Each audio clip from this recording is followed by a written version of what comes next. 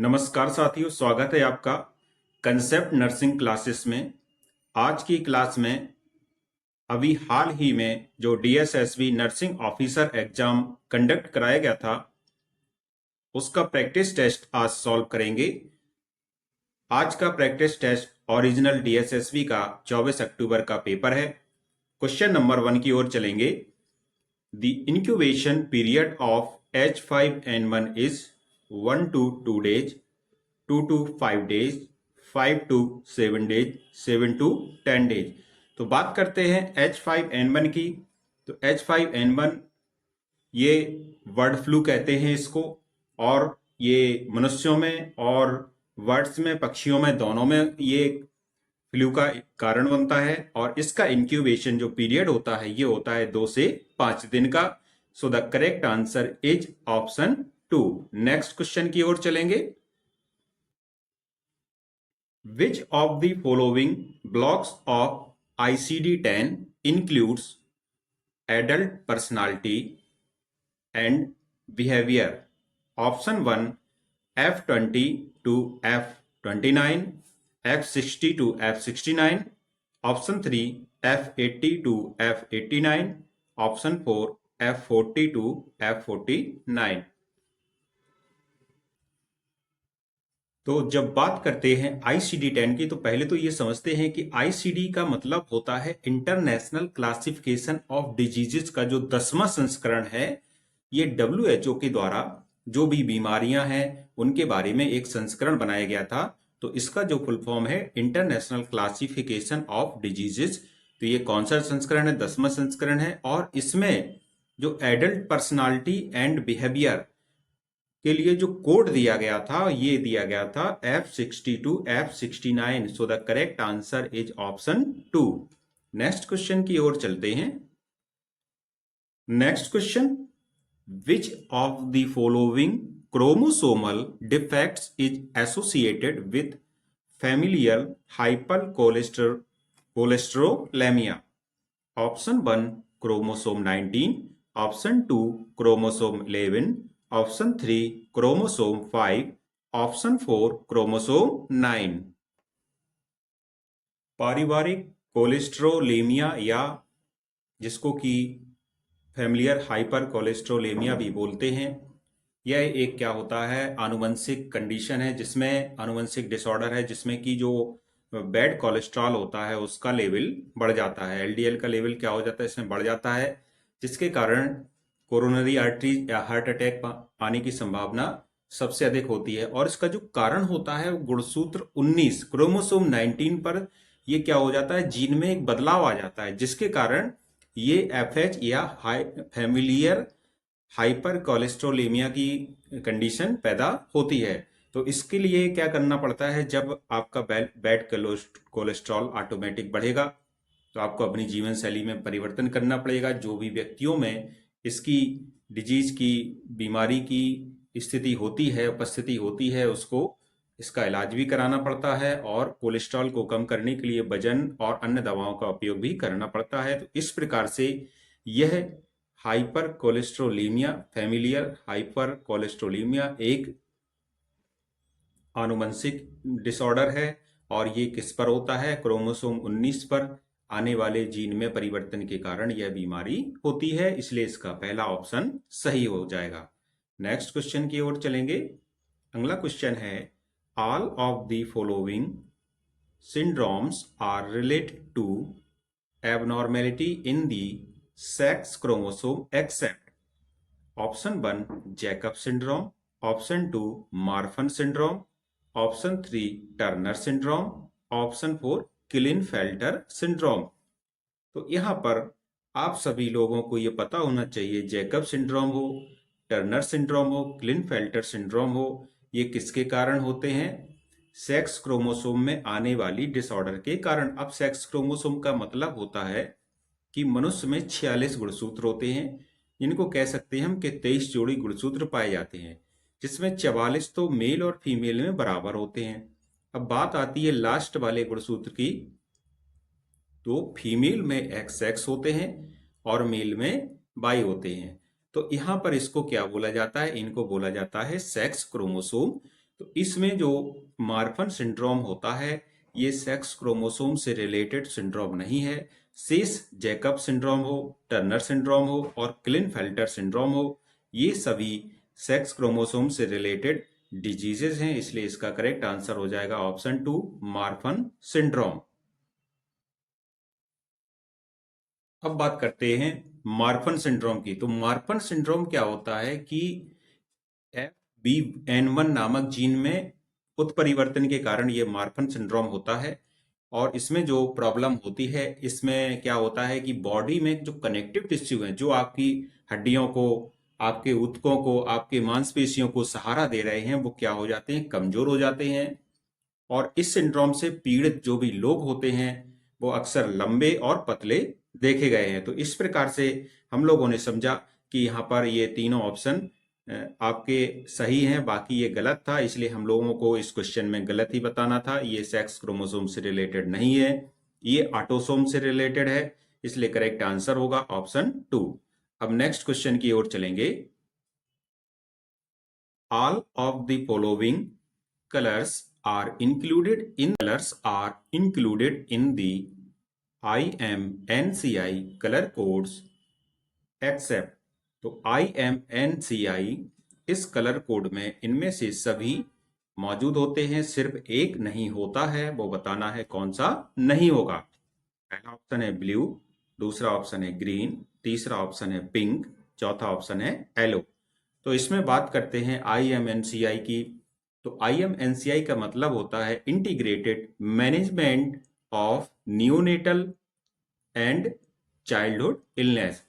5 वर्ष के जो भी बच्चे हैं उनको इमरजेंसी सिचुएशन में किस प्रकार से हैंडल करना है, तो ये गाइडलाइन बताती है उन बच्चों को सिचुएशन में हैंडल करना। तो इस प्रकार से इसमें कुछ कलर कोड होते हैं, ग्रीन होता है, पिंक होता है और येलो होता है। तो इस प्रकार से जो करेक्ट आंसर होगा इसमें ब्लू कलर कोड IMNCI में, IMNCI की गाइडलाइन में इंक्लूडेड नहीं है, इसलिए यहां पर करेक्ट आंसर ऑप्शन 1 सही हो जाएगा। नेक्स्ट क्वेश्चन यहां पर दिया गया है, after a bronchoscopy procedure the nurse typically starts oral feeds after. एक ब्रोंकोस्कोपी के प्रोसीजर के बाद नर्स जो ओरल फीडिंग का प्रोसेस है वो स्टार्ट करती है। Option 1 the doctor orders, option 2 6 to 12 hours of procedure, option 3 checking vital science, option 4 the return of gag reflex. तो इसमें जब ब्रोंकोस्कोपी एक ऐसी प्रक्रिया है जिसमें कैमरे को और लाइट को फेफड़ों के अंदर डाल करके देखा जाता है कि कहीं उसमें कोई बाहरी ऑब्जेक्ट्स तो नहीं है, या कोई ऐसी प्रॉब्लम तो लंग्स में नहीं आ गई है, लंग्स में ब्लड तो नहीं है। तो इस प्रकार से ये ब्रोंकोस्कोपी हम लोग करते हैं। अब बात होती है कि ब्रोंकोस्कोपी के प्रोसीजर के बाद जब ये ओरल फीड देना हो, तो जब ये गैग रिफ्लेक्स वापस आ जाए तो उसके बाद इसको हम लोग शुरू करते हैं। तो इसलिए इसका जो करेक्ट आंसर होगा ऑप्शन 4 सही होगा, the return of gag reflex. Next question, which of the following diseases pathophysiologically changes includes red hepatization and gray hepatization? Option 1 tuberculosis, option 2 pneumonia, option 3 hepatitis B, option 4 cirrhosis। Pneumonia की 4 stages होती हैं। पहली stage होती है congestion, दूसरी stage होती है red hepatization, और तीसरी स्टेज होती है ग्रे हेपेटाइजेशन, और चौथी स्टेज होती है रिजोल्यूशन। तो इस प्रकार से हम लोगों ने समझा, इसलिए यहां पर जो करेक्ट आंसर है ऑप्शन 2 सही हो जाएगा, निमोनिया। नेक्स्ट क्वेश्चन, स्वाद का मिथ्या अवगम फॉल्स परसेप्शन ऑफ टेस्ट को क्या कहा जाता है? इसका मतलब है कि टेस्ट आ भी नहीं रहा है, और किसी व्यक्ति को यदि टेस्ट आ रहा है, जैसे सब्जी में मान के चलिए कि नमक बिल्कुल नहीं है या नमक बहुत कम है, और व्यक्ति को ये महसूस ही नहीं हो रहा है और वह कह रहा है कि इसमें नमक है, तो इसको कहते हैं फॉल्स परसेप्शन ऑफ टेस्ट। तो इसको क्या कहा जाता है? Option A tactile hallucination, option B hepatic hallucination, option C gustatory hallucination, option D olfactory hallucination. तो इसको कहते हैं, ऑप्शन 3 इसमें सही हो जाएगा, gustatory hallucination false perception of taste को कहा जाता है। नेक्स्ट क्वेश्चन की ओर चलेंगे।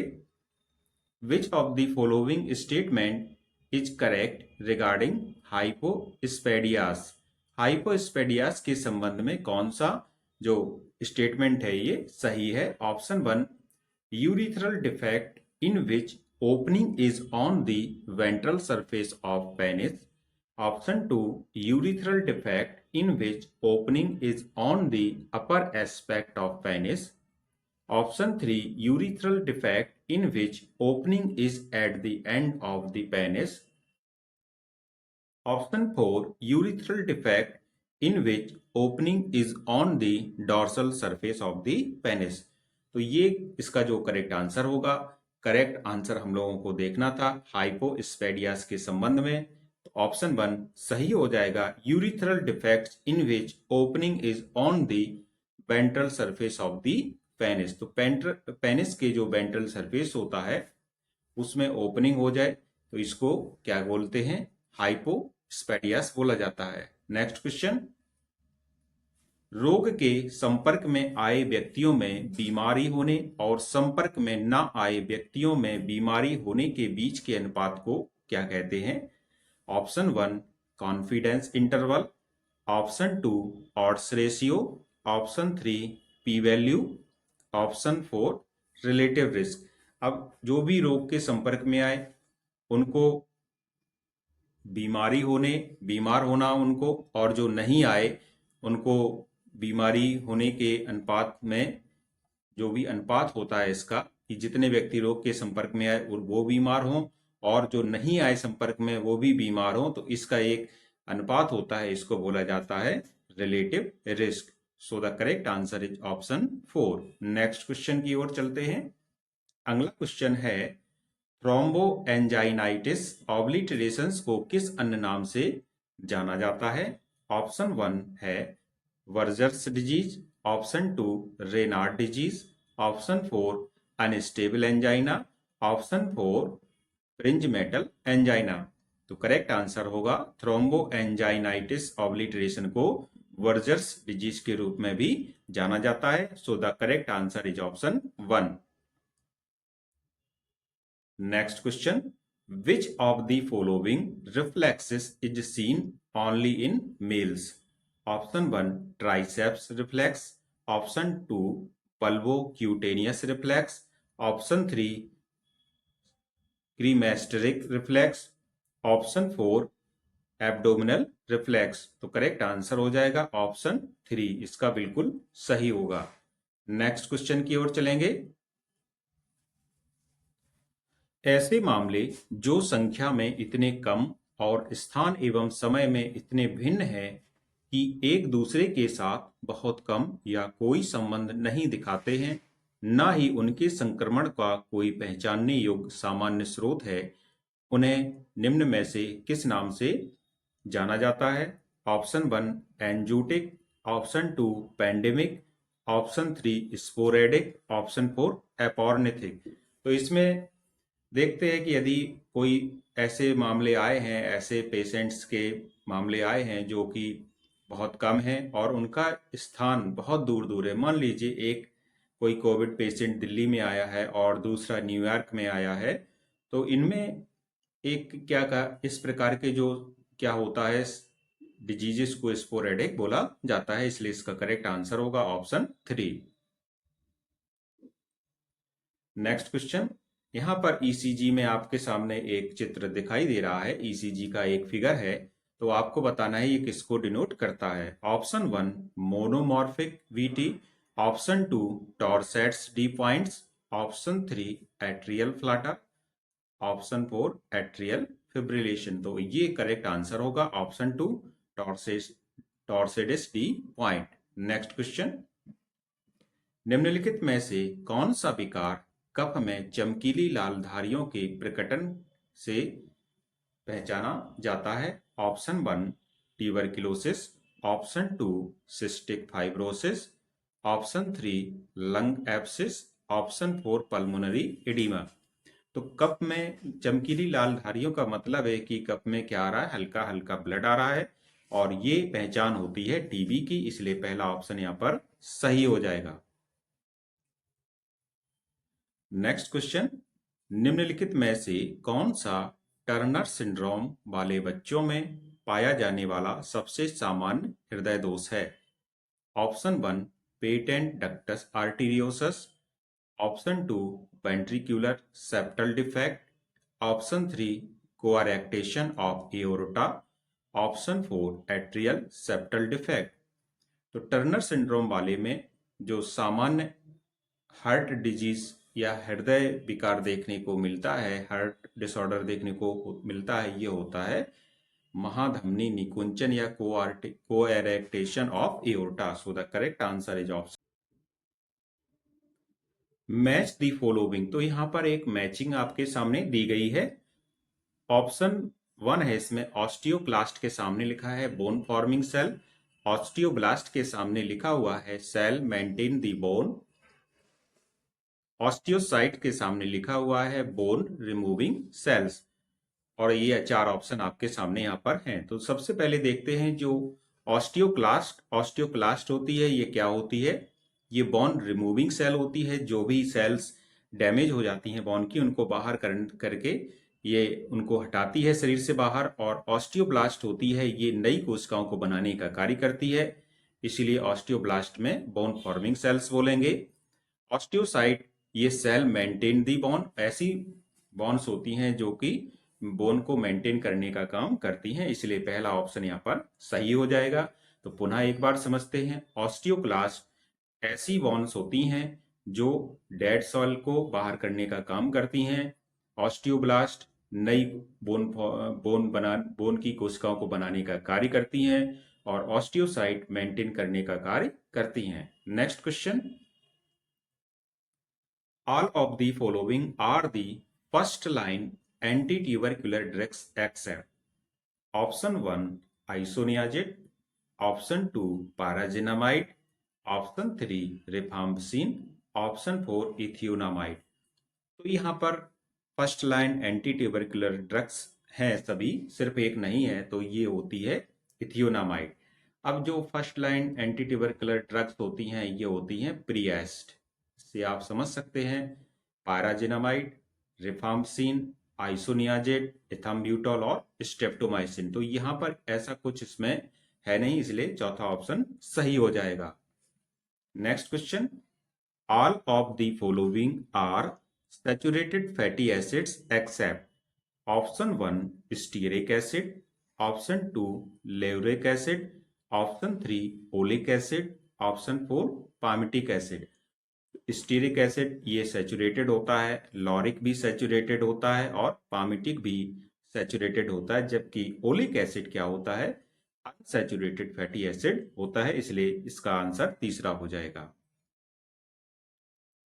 Next question, all of the following are methods of childbirth preparation except option 1 the Lamage method, option 2 the Bradley method, option 4 the Reed method, option 4 the Batchman method।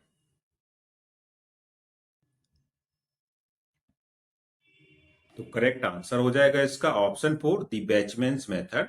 ये methods नहीं है child birth preparation का, बाकी जो भी methods हैं child birth preparation के, ये तीनों मेथड्स हैं, लेमेज हो, ब्रेडले हो और रीड हो। Next question, the carpometacarpal joint of the thumb is an example of. Carpometacarpal जो ज्वाइंट होता है अंगूठे का, इसको कौन सा उदाहरण माना गया है?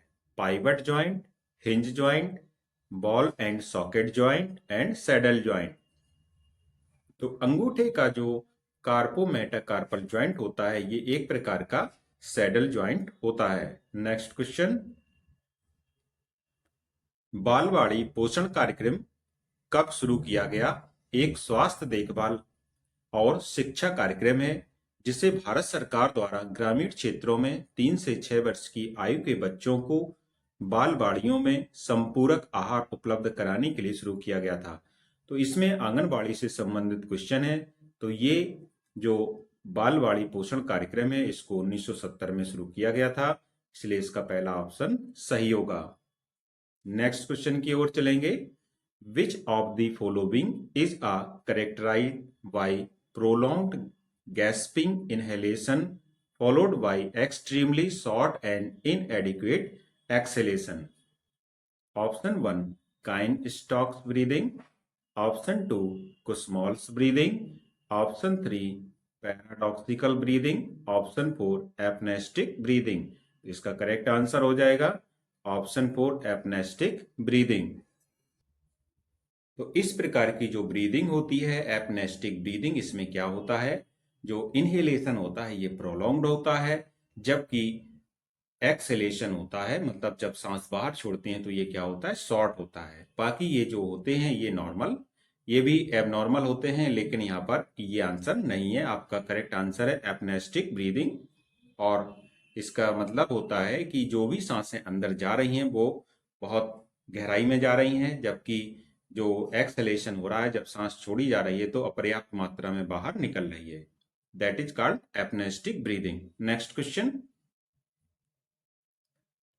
The term used to describe normal red blood cell colour is option 1 hypochromic, option 2 normochromic, option 3 haemolytic, option 4 normocytic.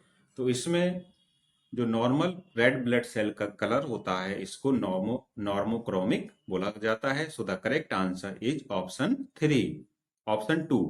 Next question की ओर चलेंगे। During the health assessment of a patient the nurse placed the stem of a vibrating tuning fork in the midline of the client's skill. Which test was the nurse performing? तो इसमें क्या होता है, आपने देखा होगा इस टाइप से एक इंस्ट्रूमेंट होता है। जब भी आप नाक कान गला वाले डॉक्टर के पास जाते हैं या और भी डॉक्टरों के पास जाते हैं और आपको सुनने में कोई परेशानी है तो डॉक्टर इसका यूज करते हैं। तो ये किस लिए यूज किया जाता है? Option 1 Trendelenburg test, option 2 Romberg test, option 3 Weber test, option 4 Rinne test. तो ये होता है सुनने के लिए किया जाता है, तो इसको वेबर टेस्ट बोलते हैं। नेक्स्ट क्वेश्चन की the abbreviation and meaning of OU in the medical administration. Option 1 oculus uterque and left eye, option 2 oculus jungum and right eye, option 3 oculus jungum and both eyes, option 4 oculus uterc and both eyes। तो इसका मतलब होता है OU का medical abbreviation में oculus uterc and both eyes। So the correct answer is option 4। Next question की ओर चलते हैं। What is the normal prothrombin time? Normal PT time कितना होता है? ऑप्शन 1 18 से 24 सेकंड, ऑप्शन 2 25 से 35 सेकंड, ऑप्शन 3 11 से 16 सेकंड और 6 से 9 सेकंड। तो नॉर्मल प्रोथ्रोम्बिन टाइम होता है 11 से 16 सेकंड। Next question.